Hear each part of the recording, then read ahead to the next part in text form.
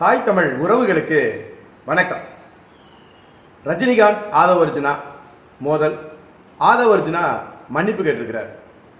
நம்ம எல்லாருக்கும் தெரியும், அண்ணன் சீமான் விமர்சனம் பண்ண மாதிரி ரஜினிகாந்தை வேற யாரும் விமர்சனம் பண்ணியிருக்க முடியாது. ஆனால் அது அரசியலாக அதையெல்லாம் தாண்டி ஏன் இந்த விஷயத்திற்கு ரஜினிகாந்த் எதிர்வினை காட்டணும்? எவ்வளோ விஷயம் நடந்திருக்குது, ஆனால் இந்த விஷயத்திற்கு ஏன் எதிர்வினை காட்டணும்? தமிழக வெற்றி கழகத்தில் உள்ள மாவட்ட செயலாளரே ஆதவர்ஜுனாவை நேருக்கு நேராக இந்த விஷயமாக கண்டித்திருக்கிறார். திரட்டப்பட்ட தகவல்கள், தெளிவான விளக்கங்கள் அறிந்து கொள்வோம், தெரிந்து கொள்வோம் இன்றைய முத்தமிழ் முரசு காணொலியில். ரஜினிகாந்த் ஆதவர்ஜுனா மோதல் அப்படின்னு எடுத்துக்கிறத விட ரஜினிகாந்த் விஜய் இருவருக்குமான மோதலாகத்தான் இதை எடுத்துக்கொள்ள முடியும். ஏன்னா விஜயோடைய சமிக்கை இல்லாம ஆதவர்ஜுனா இதை பத்தி பேசுறதற்கு கண்டிப்பாக அதற்கு அனுமதி கொடுத்துருக்க மாட்டாங்கன்னு நினைக்கிறேன். இண்டஸ்ட்ரியில எவ்வளவோ பேர் ரிட்டையர்ட் ஆனதுக்கு பிறகு அரசியலுக்கு வர்றேங்கிறாங்க. அப்படியெல்லாம் நான் அப்படி போனதில்லை. நான்லாம் கெரியருடைய உச்சத்தில் இருக்கும் போதே நான் வர்றவேன் அப்படின்னு எல்லாம் பல இடங்கள்ல ரஜினிகாந்தை இலைமறைக்காயாய் விஜய் தாக்கியது உண்டு. அதற்கெல்லாம் ரஜினிகாந்த் அவர்கள் எந்த விதமான எதிர்வினையும் காட்டல.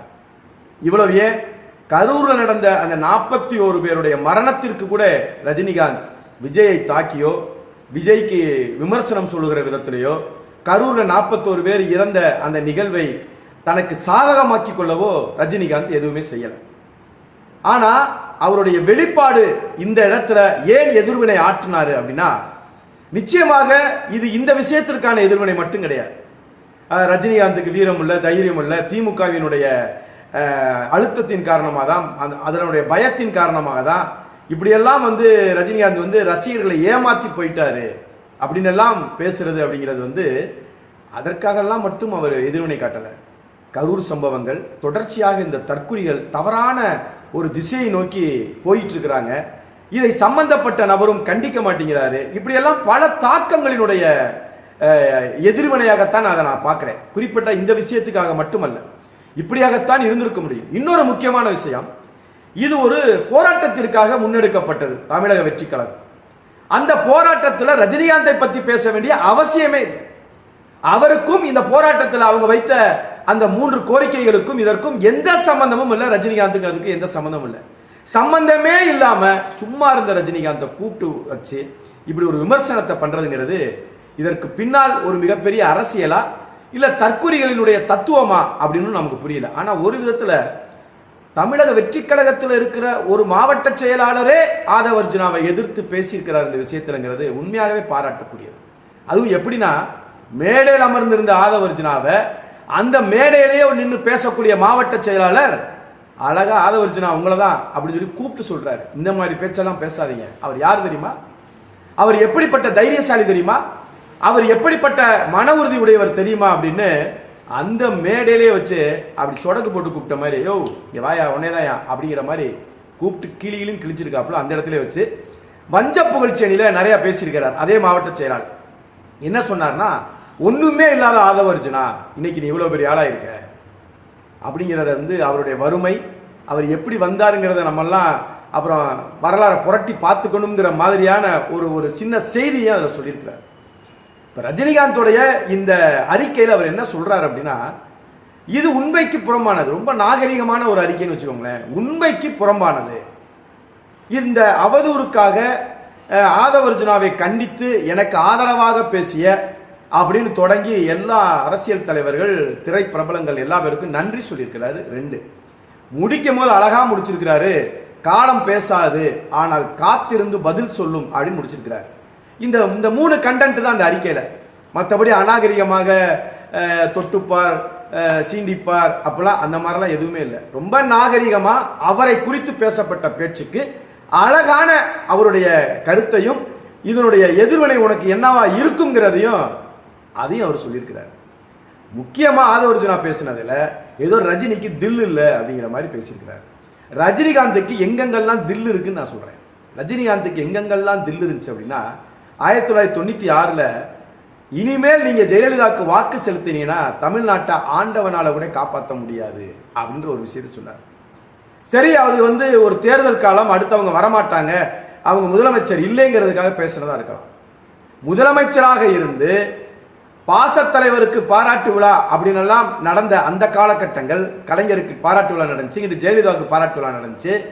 அப்படிலாம் இருந்ததை தாண்டி ஜெயலலிதா முதலமைச்சராக இருக்கும்போதே நீங்க தமிழ்நாட்டில் பிலிம் சிட்டி தொடங்கினப்ப நீங்க அன்னைக்கு நீங்க சிவாஜி கணேசன் ஐயாவை கூப்பிட்டு நீங்க மரியாதை பண்ணிருக்கணும். அதை தவற விட்டுட்டீங்க, அங்க தப்பு பண்ணிட்டீங்க.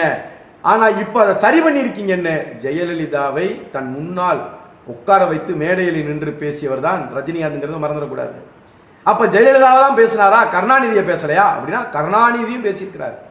அவருடைய இலவச திட்டங்கள் குறித்து விமர்சனம் பண்ணியிருக்கிறார். வெளிப்படையாக அவரை உட்கார வச்சுக்கிட்டு விமர்சனம் பண்ணியிருக்கிறார்.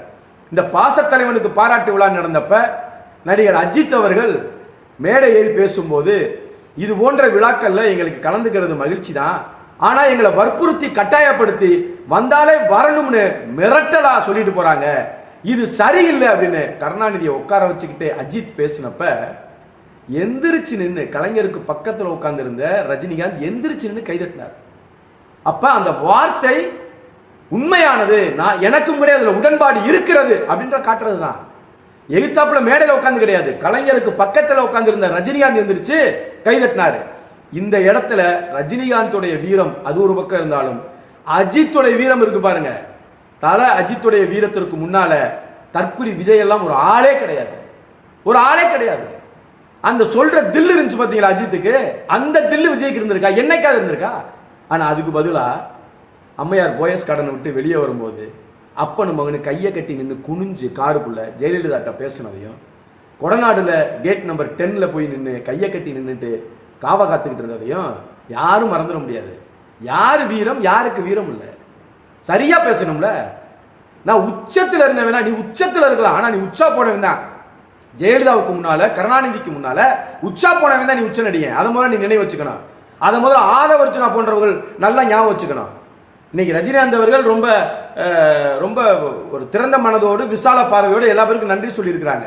எடப்பாடி பழனிசாமி, அண்ணாமலை உள்ளிட்டவர்கள்லாம் எப்ப பேசுறாங்க? 2 நாட்கள் கழித்து பேசுறாங்க. ஏன் 2 நாள் கழிச்சு பேசுறாங்கன்னா, அவர் டெல்லிக்கு போயிருக்காரு, அமித்ஷா சந்திச்சிருவார் போல, கூட்டணிக்கு வந்துட்டாருன்னா என்ன செய்யறதுன்னு, கூட்டணிக்கு வந்துட்டா அப்படின்ற ஒரு கேள்விக்குறியோட 2 நாளா பேசல.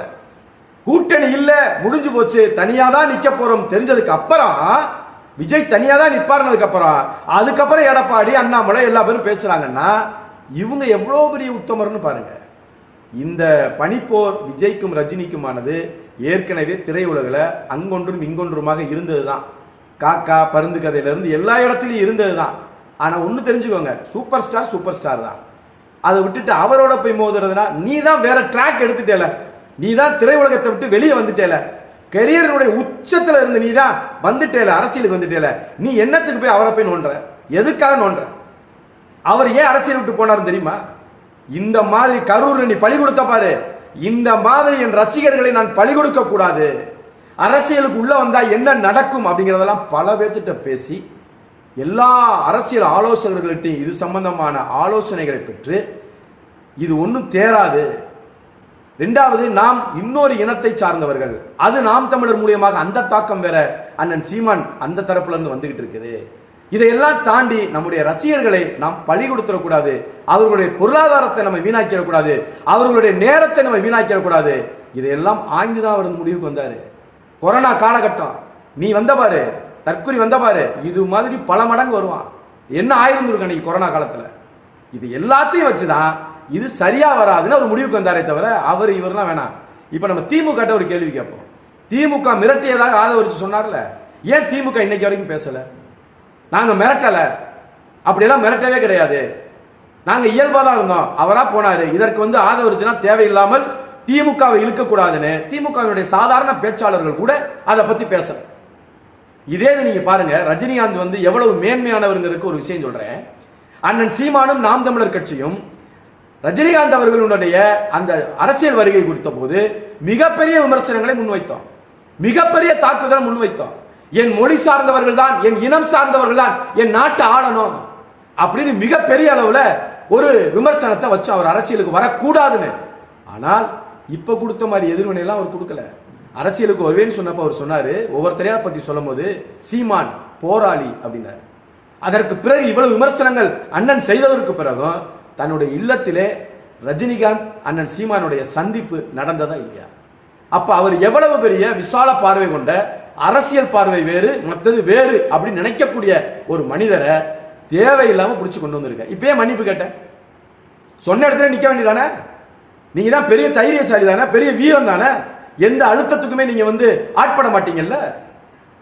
மொத்தத்தில் என்னன்னா காக்கா காக்கா தான், பருந்து பருந்து தான். காலம் பேசாது ஆனால் காத்திருந்து பதில் சொல்லும் சொல்லியிருக்காரு. அந்த பதிலுக்காக நானும் காத்திருக்கிறேன்.